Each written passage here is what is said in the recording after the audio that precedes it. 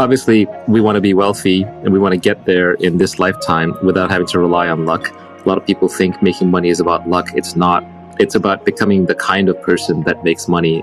I like to think that if I lost all my money and if you drop me on a random street in any English-speaking country, within 5 to 10 years, I'd be wealthy again, right? Because it's just a skill set that I've developed and I think anyone can develop. In 1,000 parallel universes, you want to be wealthy in 999 of them. You don't want to be wealthy in the 50 of them where you got lucky. So we want to factor luck out of it. There's really 4 kinds of luck that we were talking about. This came from a book. Mark Andreessen wrote a blog post about it. But there's different kinds of luck. The first kind of luck you might just say is like blind luck, where I just got lucky because something completely out of my control happened. That's fortune, that's fate, etc. Then there's luck that comes through persistence, hard work, hustle, motion, which is when you're just running around creating lots of opportunities, you're generating a lot of energy, you're doing a lot of things. Lots of things will just get stirred up in the dust. It's almost like mixing a petri dish and seeing what combines, or mixing a bunch of reagents and seeing what combines. You're just generating enough force and hustle and energy that luck will find you. A third way is that you just become very good at spotting luck. So if you are very skilled in a field, you will notice when a lucky break happens in that field when other people who aren't attuned to it won't notice. So you become sensitive to luck, and that's through skill and knowledge and work. And then the last kind of luck is the weirdest, hardest kind, but that's what we want to talk about, which is where you build a unique character, a unique brand, a unique mindset, where then luck finds you. For example, let's say that you're the best person in the world at deep sea underwater diving, and you're known to take on deep sea underwater dives that nobody else will even attempt to dare. And then by sheer luck, somebody finds a sunken treasure ship off the coast they can't get at. Well, their luck just became your luck, because they're going to come to you to get that treasure and you're going to get paid for it. Now that's an extreme example, but it's just showing how the person who got lucky by finding the treasure chest, that was blind luck. But them coming to you and asking you to extract it and having to give you half, that's not luck. You created your own luck. You've put yourself in a position to be able to capitalize on that luck, or to attract that luck when nobody else has created that opportunity for themselves. So when we talk about without getting lucky, we want to be deterministic. We don't want to leave it to chance. Remember, I started as a poor kid in India, right? So if I can make it, anybody can, in that sense. Now, obviously, I had all my limbs and I had my mental faculties and I did have an education. So there are some prerequisites you can't get past. But if you're listening to this video or podcast, you probably have the requisite means at your disposal, which is a functioning body and a functioning mind. And I've encountered plenty of bad luck along the way. The first little fortune that I made, I instantly lost in the stock market. The second little fortune that I made, or I should have made, I got cheated by my business partners. It's only the third time around has been a charm. And even then, it has been a slow and steady struggle. And I haven't made money in my life in one giant payout. It's always been a whole bunch of small things piling up. So it's more about consistently creating wealth by creating businesses and creating opportunities and creating investments. It hasn't been like a giant one-off thing. My personal wealth has not been generated by one big year. It just stacks up little bit chips at a time. More options, more businesses, more investments, more things I can do. Same way, someone like a Ninad Ilaserdis, he's building his brand online, he's building videos. It's not like any one video is going to suddenly shower him with riches overnight. It's going to be a long lifetime of learning, of reading, of creating, that's just going to compound. So we're talking about getting wealthy so you can retire, so you have your freedom. Not retire in the sense that you don't do anything, but in the sense that you don't have to be any place you don't want to be. You don't have to do anything you don't want to do. And you can wake up when you want. You can sleep when you want. You don't have a boss. That's freedom. So we're talking about enough wealth to get to freedom. And especially thanks to the internet these days, those opportunities are massively abundant. I, in fact, have too many ways to make money. I don't have enough time. I literally have opportunities pouring out of my ears. And the thing I keep running out of is time. There's just so many ways to create wealth, to create products, to create businesses, to create opportunities, and to, as a byproduct, get paid by society that I just can't even handle it all. One of the things I think that is important to making money, when you want the kind of reputation that makes people do deals through you. I use the example of like, if you're a great diver, then treasure hunters will come and give you a piece of the treasure for your diving skills. If you're a trusted, reliable, high integrity, long-term thinking deal maker, then when other people want to do deals, but they don't know how to do them in a trustworthy manner with strangers, they will literally approach you and give you a cut of the deal or offer you a unique deal just because of the integrity and reputation that you've built up. Warren Buffett, he gets offered deals and he gets to buy companies and he gets to buy warrants and bail out banks and do things that other people can't do because of his reputation. But of course, that's fragile. It has accountability on the line. It has a strong brand on the line. And as we will talk about later, that comes with accountability attached. But I would say your character, your reputation, these are things that you can build that then will let you take out advantages of opportunities that other people may characterize as lucky, but you know that it wasn't luck.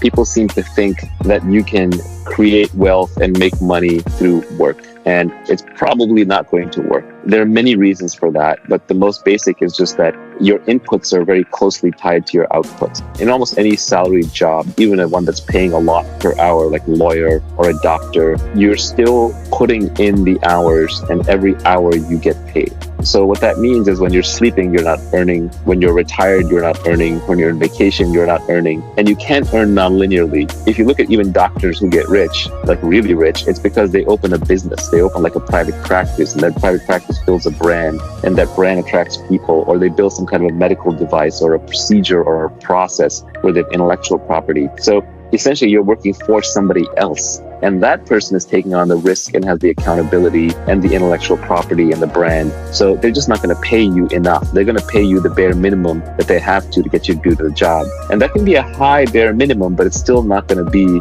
true wealth where you're retired. And then finally, you're actually just not even creating that much original for society. Like I said, this tweet storm should have been called How to Create Wealth. It's just How to Get Rich was a more catchy title. But you're not creating new things for society. You're just doing things over and over.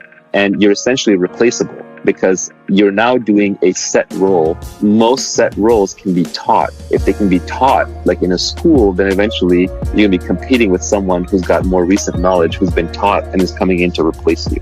You're much more likely to be doing a job that can be eventually replaced by a robot or by an AI. And it doesn't even have to be wholesale replaced overnight. It can be replaced a little bit at a time, and that eats into your wealth creation and therefore your earning capability. So fundamentally, your inputs are matched to your outputs, you're replaceable, and you're not being creative. I just don't think that that is a way that you can truly make money. So everybody who really makes money at some point owns a piece of a product or a business or some kind of IP. That can be through stock options. So if you can be working at a tech company, that's a fine way to start. But usually the real wealth is created by starting your own companies or by, even investors, they're in an investment firm and they're buying equity. So these are much more the routes to wealth. It doesn't come to the hours. You really just want a job or a career or a profession where your inputs don't match to your outputs. So if you look at modern society, I get into this later in the tweet storm, businesses that have high creativity and high leverage tend to be ones where you could do an hour of work and it can have a huge effect, or you can do 1,000 hours of work and it can have no effect. For example, look at software engineering. One great engineer can, for example, create Bitcoin and create billions of dollars worth of value. An engineer who's working on the wrong thing or not quite as good or just not as creative or thoughtful or whatever can work for an entire year, and every piece of code they ship ends up not getting used. Customers don't want it. That is an example of a profession where the input and the outputs are highly disconnected. It's not based on the number of hours that you put in. Whereas on the extreme other end, if you're a lumberjack, even the best lumberjack in the world, assuming they're not working with tools, so the inputs and outputs are pretty connected, they're just using an axe or a saw, the best lumberjack in the world may be like 3x better than one of the worst lumberjacks, right? It's not going to be a gigantic difference. So you want to look for professions and careers where the inputs and the outputs are highly disconnected. This is another way of saying that you want to look for things that are leveraged. And by leverage, I don't mean financial leverage alone like Wall Street uses, and that has a bad name. I'm just talking about tools. We're using tools. Computer is a tool that software engineers use. If I'm a lumberjack with bulldozers and automatic robot axes and saws, I'm going to be using tools and have more leverage than someone who's just using his bare hands and trying to rip the trees out by their roots. Tools and leverage are what create this disconnection between inputs and outputs. Creativity, so the higher the creativity component of a profession, the more likely it is to have disconnected inputs and outputs. So I think that if you're looking at professions where your inputs and your outputs are highly connected, it's going to be very, very, very hard to create wealth and make wealth for yourself in that process. There are two tweets that I put out that are related. So the first one was talking about, we were talking about like how your lifestyle, has to upgrade, shouldn't get upgraded too fast. And that one said, people who are living far below their means enjoy a freedom that people busy upgrading their lifestyles just can't fathom. And I think that's very important, like just to not upgrade your lifestyle all the time, to maintain your freedom. And it just gives you freedom of operation.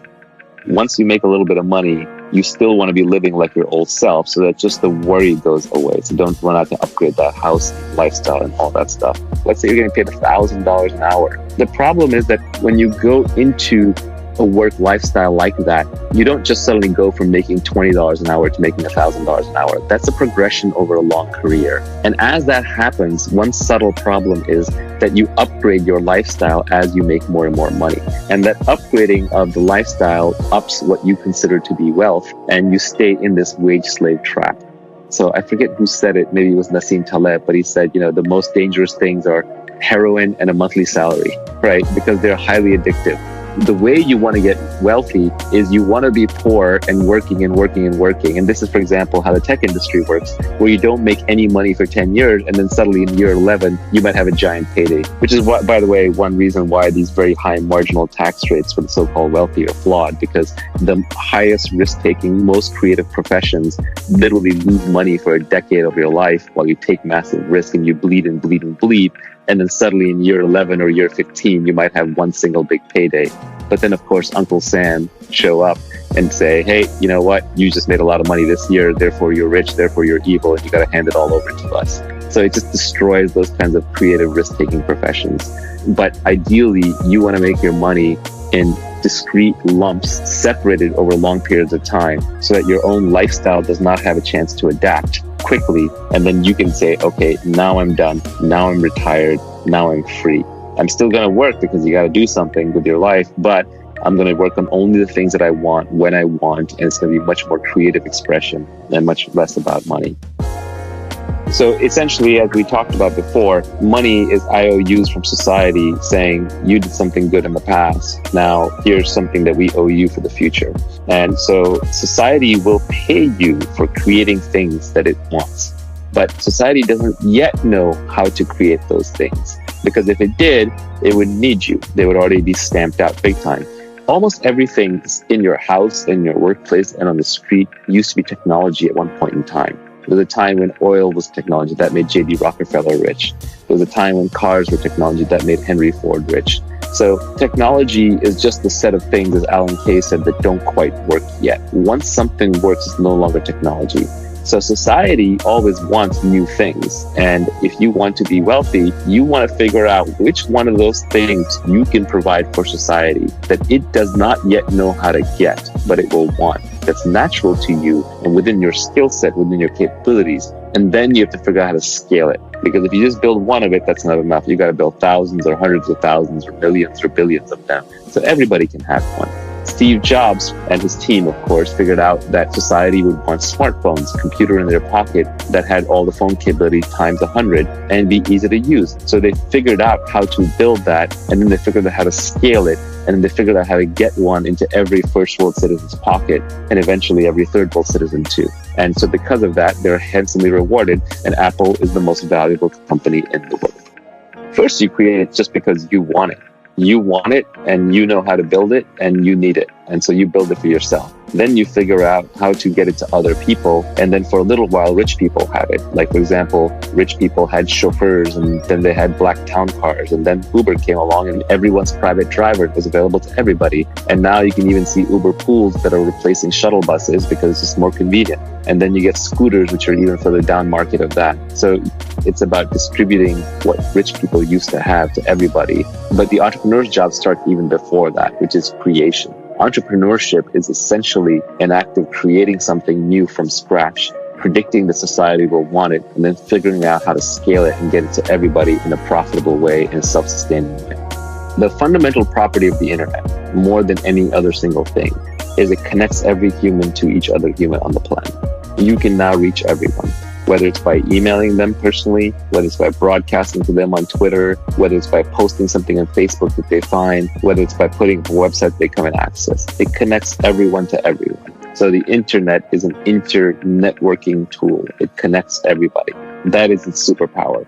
So you want to use that. What that helps you figure out is that the internet means that you can find your audience for your product or your talent and skill, no matter how far away they are. For example, Nenad, who is Illustratus, if he was in these videos pre-internet, how would he get the message out there? It would just be, what would he do? He would run around where he lives in his neighborhood, showing it to people on a computer or a screen, or he would try to get it played at his local movie theater. It was impossible. It only works because he can put it on the internet. And then how many people in the world are really interested in it, or even interested in what we're talking about, are really going to absorb it, right? It's going to be a very small subset of humanity. The key is being able to reach them. So what the internet does is allows any niche obsession, which could be just the weirdest thing. It could be like people who collect snakes, to like people who like to ride hot air balloons, to people who like to sail around the world by themselves, just one person on a craft, or someone who's obsessed with miniature cooking, like there's this whole Japanese miniature cooking phenomenon, or there's a show about a woman who goes to people's houses and tidies it up, right? So whatever niche obsession you have, the internet allows you to scale. Now, that's not to say that what you build will be the next Facebook will reach billions of users.